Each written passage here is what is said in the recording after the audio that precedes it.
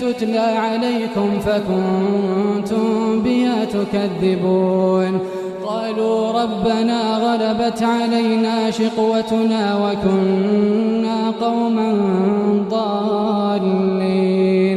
ربنا أخرجنا منها فإن عدنا فإنا ظالمون قال اخسئوا فيها ولا تكلمون إنه كان فريق من عبادي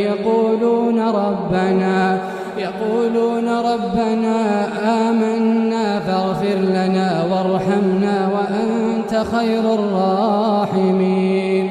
فاتخذتموهم سخريا حتى أنسوكم ذكري وكنتم منهم تضحكون إني جزيتهم اليوم بما صبروا